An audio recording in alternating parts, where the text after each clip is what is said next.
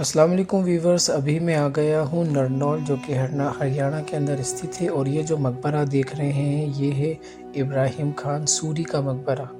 और इब्राहिम खान सूरी दोस्तों शेर शाह सूरी के दादा थे।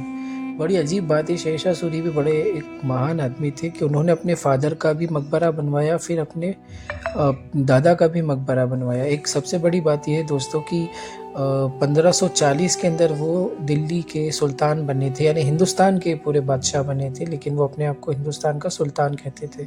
बादशाह वर्ड मुगल्स इस्तेमाल करते थे। लेकिन जब वो बादशाह नहीं बने थे 1538 में ही उन्होंने अपने दादा के मकबरे का निर्माण करवा दिया था।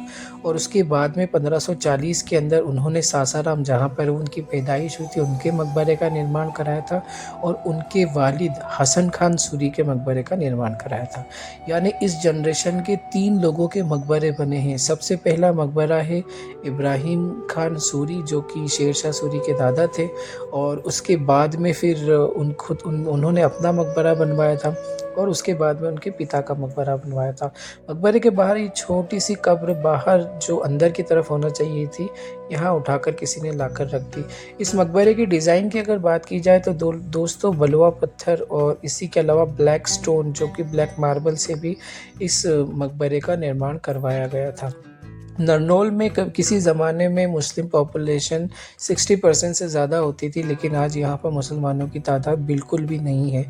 वजह ये दोस्तों उसकी वजह ये रही कि 1857 के विद्रोह में मुस्लिम्स ने दिल्ली के आसपास विद्रोह किया था ब्रिटिशर्स के खिलाफ। और ब्रिटिशर्स ने बहुत सारे मुस्लिमों को फांसी की सज़ा दे दी थी और बहुत सारों को उसी वक्त ऑन द स्पॉट मार दिया था। फिर दूसरा जो कत्लेआम हुआ था वो 1947 में हुआ था, जब पार्टीशन हुआ था और बहुत सारे मुस्लिम्स उस वक्त मारे गए थे। यहाँ पर और भी शेर शाह सूरी के दादा के अलावा बहुत सारी कब्रें हैं, और ये मेन उनके दादा की इब्राहिम सूरी की कब्र है।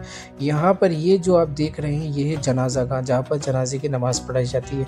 जनरली जितने भी मकबरे होते हैं इस तरह की जनाजा गाह और मेन मेहराब ज़रूर होता है, कुरान शरीफ की आयतें से सजाया जाता है। अब मैं दोबारा से उस तरफ आना चाह रहा था। ये जो डिज़ाइन आप देख रहे हैं, इस तरह की डिज़ाइन जो मालवा सल्तनत की बहुत सारी मस्जिद और इसी के अलावा चंदेरी की मस्जिदों के अंदर साइड से ये जो पत्थर लटकाए हुए होते हैं उसका डिज़ाइन है। ऊपर की तरफ से भी बहुत ही बढ़िया सुंदर कारीगरी बलुआ स्टोन और जो ब्लैक मार्बल से की गई है। बहरहाल मैं दोबारा से उस जगह पर आना चाह रहा था जो कि मैं बता रहा था कि यहाँ पर मुसलमानों की तादाद बहुत ज़्यादा होती थी। और इसी के अलावा मुग़ल सल्तनत के बहुत सारे मॉन्यूमेंट्स यहाँ पर है। कुछ तो ऐसे हैं जो मॉन्यूमेंट्स के ऊपर ही कब्जे हो गए, उन ज़मीनों पे खेती हो रही है। तो और कुछ मस्जिदें मैंने ऐसी देखी जो गुरुद्वारे के अंदर तब्दील हो चुकी हैं। तो एक वजह यही रही कि यहाँ से अपना देश छोड़कर वो किसी और देश गए और इस बीच में जान और माल का भी नुकसान हुआ और बहुत ज़्यादा कत्लेआम हुआ।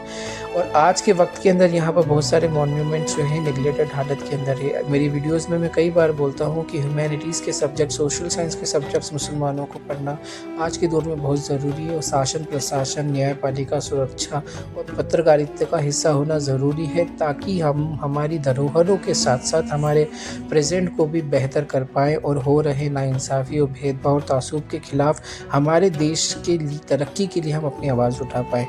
तो इस व्लॉग में इतना ही। आई होप कि ये सारी इन्फॉर्मेशन और ये खूबसूरत सा मकबरा जो कि इब्राहिम खान सूरी का है आपको पसंद आया होगा।